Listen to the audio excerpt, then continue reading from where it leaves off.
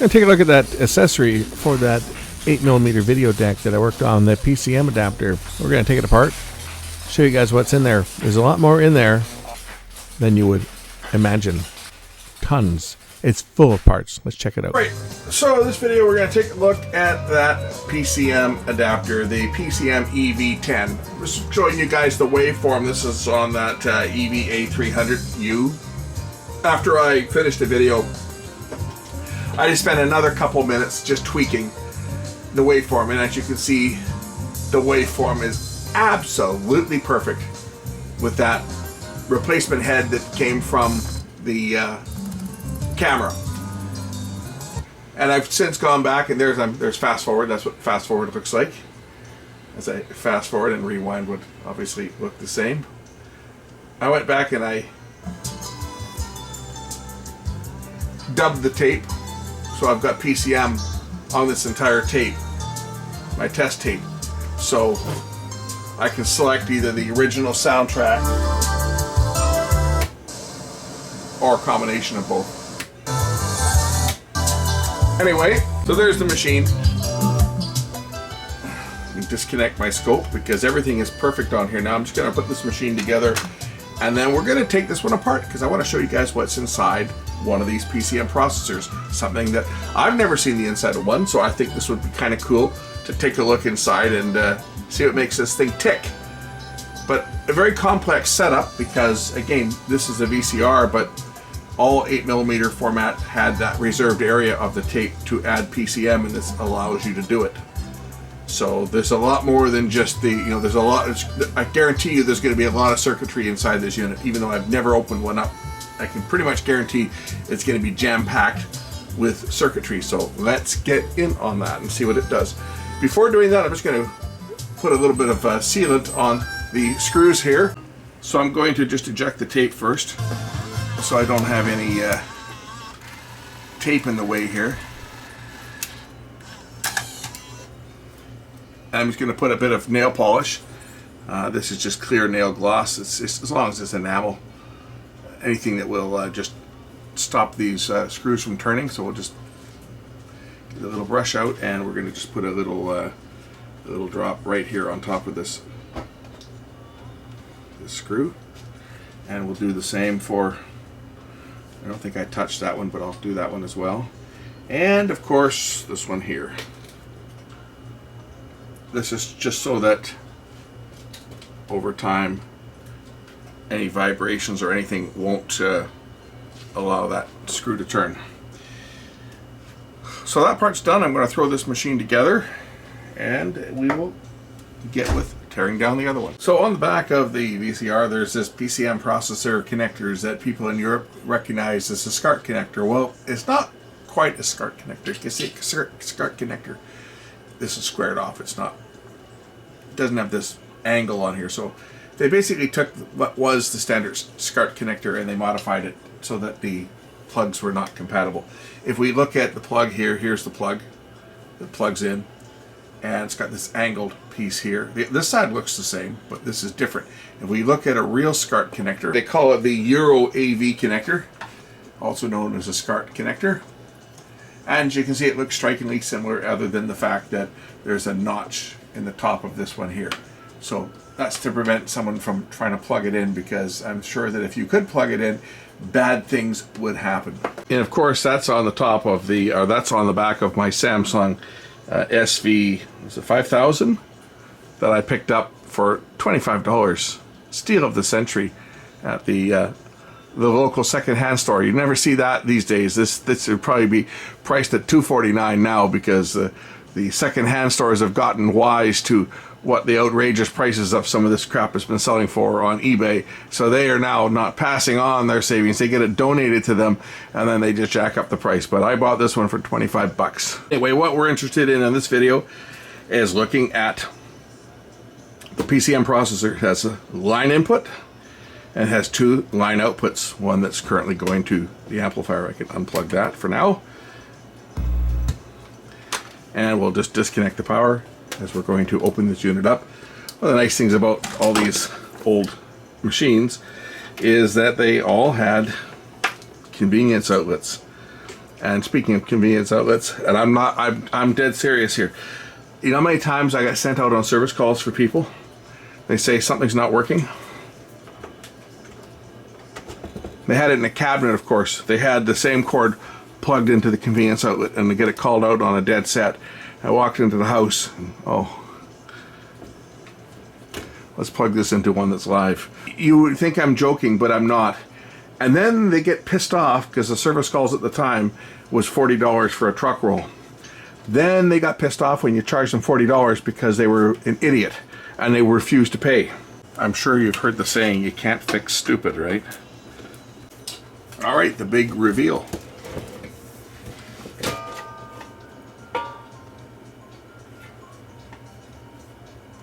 I'm teasing you guys. I told you this was going to be full of components, and it is. Let's get a closer look at all the fancy chips that are in this unit. First of all, there's the power transformer and the regulator board. And over here is the audio side of things. Let's see if we can identify which chips are which.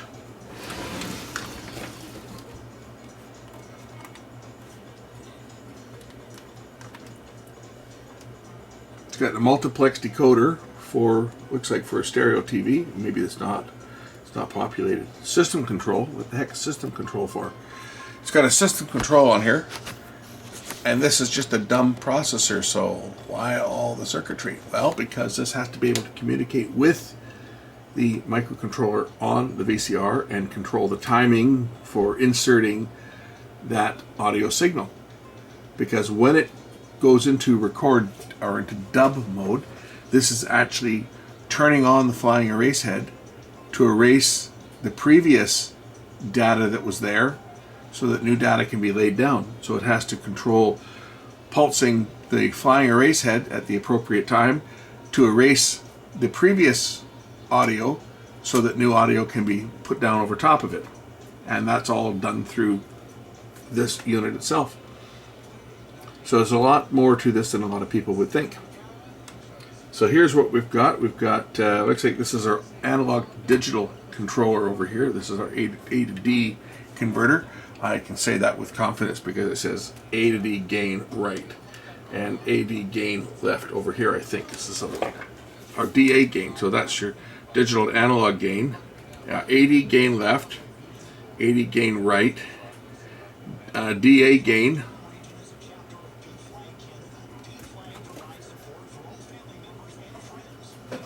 So this is your analog to digital, digital to analog, right there. That's your converter. One of these other chips is going to deal with compression, I believe, because they use 2-to-1 compression, like DVX.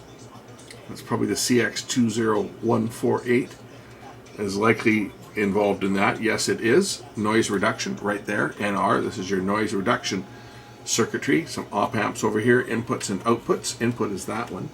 And these are your outputs over here. So what else do we have on here? System control. This is the system control area.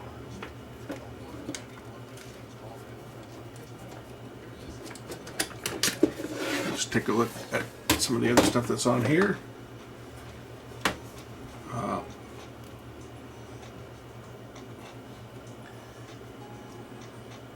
Audio frequency record HD, PCM-RF frequency adjust. So this is the adjustment to adjust the RF because it's recorded as a carrier, right? It's all videotape machines use like an FM carrier, and this is no different. The PCM signal is actually encoded as a carrier, and there's where the PCM-RF frequency adjust is made.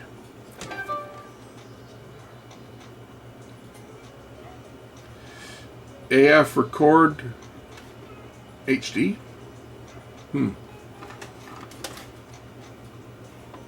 Since I've never been in one of these before, I'm just kind of looking at it the same thing that you are. MCK adjust. It's got to do with error control, I'm sure, down here.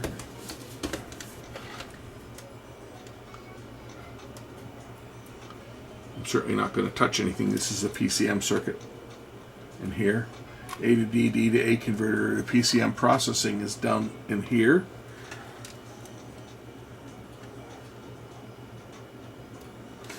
This looks to be MPX, maybe for stereo TV. There's a little board here. It says MPX decoder. I don't see anything on here, any adjustments, but this one's got this daughter board on here. So that might all be included in here.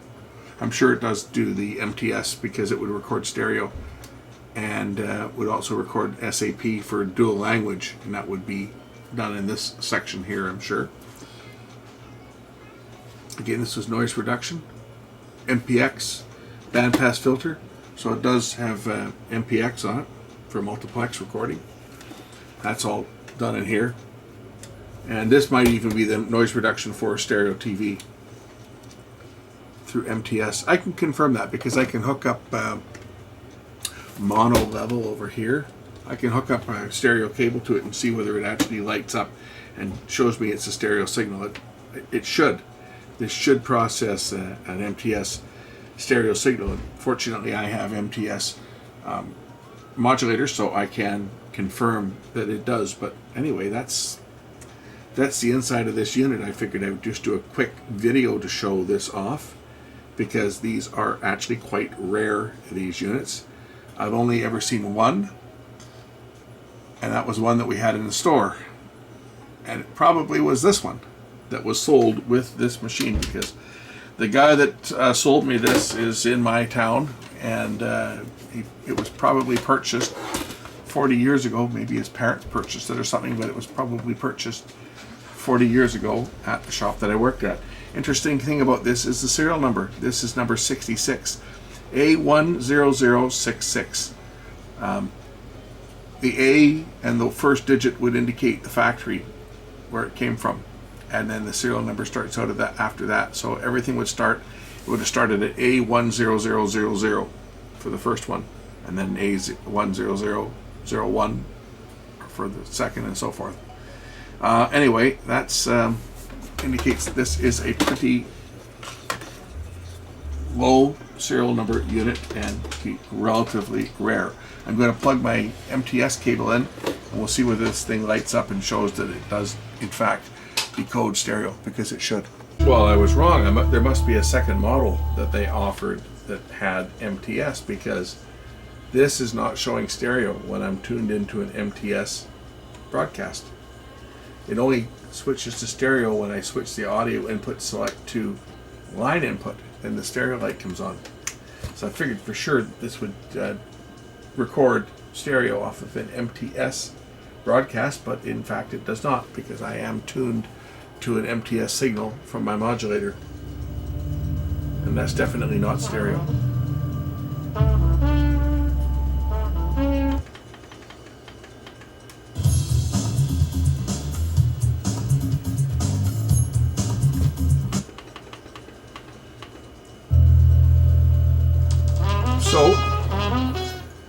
So it only records mono off of the coax, the tuner. I was sure that it would have had MTS, but then again, we look at the board here and there's stuff missing. So perhaps there was another model of this unit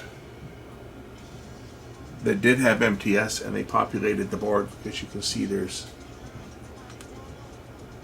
room for another one of these modules here, and MPX oscillator and so forth. So I guess there was probably another version of this one being the PCM-EV10. They probably had a PCM-EV10 or something else that had the MTS decoder built in at an extra cost, of course.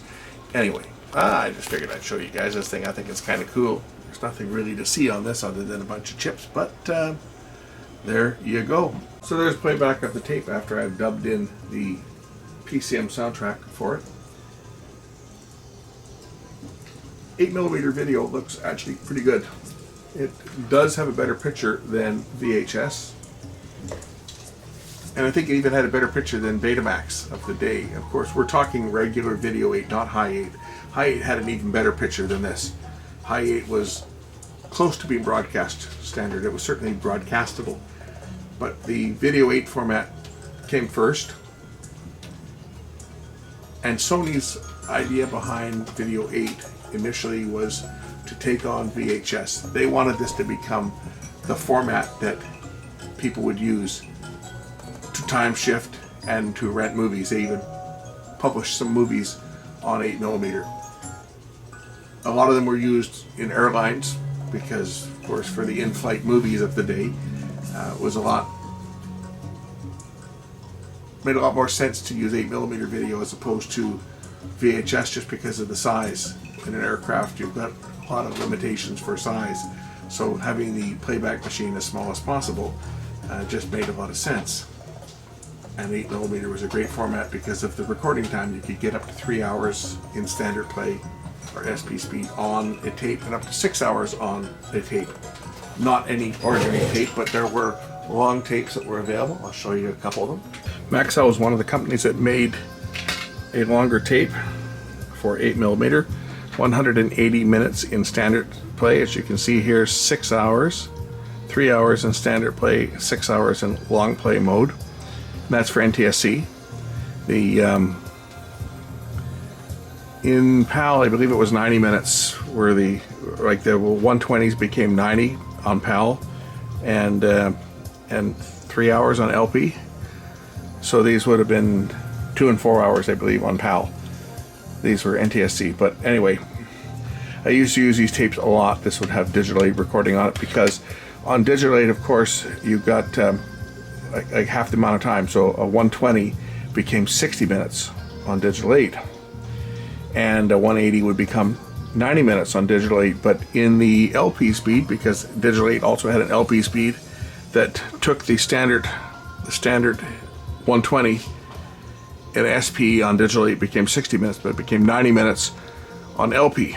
With this, 180 became 2 hours, and I think it was 2 hours and 15 or 2 hours and 20 minutes, somewhere in there. Anyway, it was great because when I was doing weddings, a lot of times I would be shooting 2 hours. I was trying to target 2 hours to fit a full tape, right? People always wanted more. They never wanted less. Always wanted a longer recording. So I used to use these to master stuff, just because I could get that extra 15 or 20 minutes in digital 8 in the LP speed on these tapes, and I've used hundreds of them over the years. They're just regular standard 8mm tapes, and what I used to do was I used to punch the hole, that one, to make the digital 8 machine think it was a high 8 tape. Because digital 8, you could record digital 8 on a regular 8 tape, but it would only record in the SP speed unless it was a high 8 tape.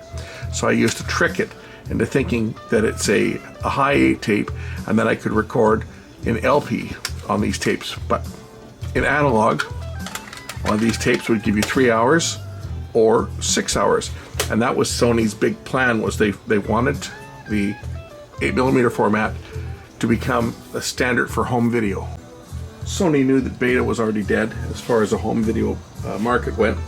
They didn't care. Beta had already become the standard for broadcast, the Betacam format, and was doing very well. Sony was looking for another home run in home video, and since 8mm had dominated the camcorder market since it was introduced, I'm not going to quote any numbers here because somebody will come along and try to prove me wrong as to what their market penetration was, but if you look it up, you will find that globally 8mm had a much bigger market than VHS and VHS-C. That is a fact, and Sony was trying to capitalize on that by bringing out a series of home decks, and they had several of them that were targeting the home recording market for people to not only be able to play their tapes, but do their time shifting on 8mm. That was their big dream. Of course, it didn't materialize the way that they had hoped. It could have, and it had more studios got behind the 8mm format for a rental format. It could have certainly had a much bigger market share, because the picture quality off of just even the regular 8mm, we're not even talking high 8, we're talking regular 8mm, had a better picture than VHS. VHS was sitting around 240 lines of resolution. Beta was in around 245 as well, 250. The regular 8mm, they claimed, I think, 260 lines of resolution. So 8mm did have the edge, but where 8mm was far superior to VHS and Beta was the color fidelity. Because it used a metal tape, a much higher frequency ranges could be recorded. With VHS, the color was down converted to 629 kilohertz, which is not a lot of bandwidth for your color recording. Beta used 688 kilohertz, which gave it a little bit better picture, actually quite a bit better color fidelity than VHS. And 8mm itself, 733 kilohertz for both video 8 or 8mm and high 8. They both use the same color under frequency. But that extra 100 kilohertz of bandwidth meant better color separation, better rendering of colors. And even though what I'm showing you here doesn't have a lot of color in it, it's just water crashing in, it did have a better picture. Let me find something that's got a little more color in it than this. So this shot's got a little bit of color, and the thing with 8mm is the color wasn't as noisy as it was from VHS.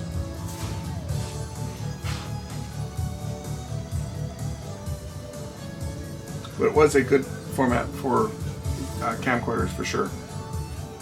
And the tapes themselves have held up very well. This tape that this was recorded on is probably about 30 years old, I guess. It was not a new tape that I recorded on. It was an old tape that had been used a few times, and then I just used it to record this on for testing.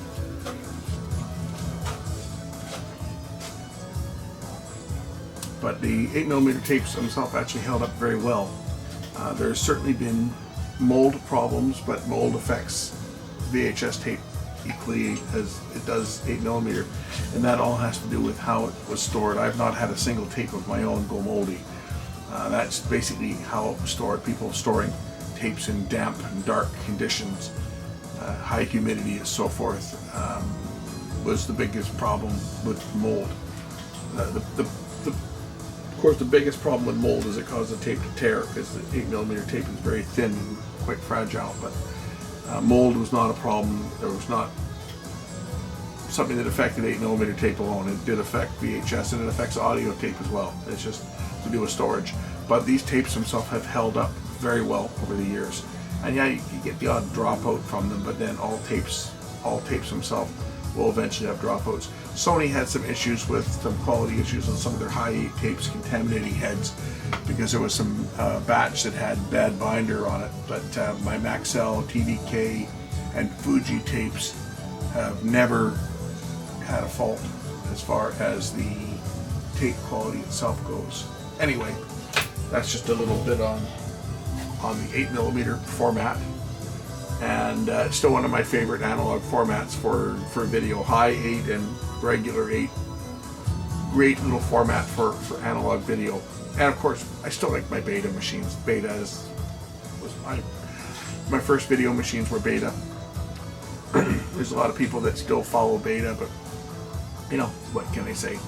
Anyway, figured I would show you that PCM. We've seen it. Thanks for watching. We'll catch you in the next one. Bye.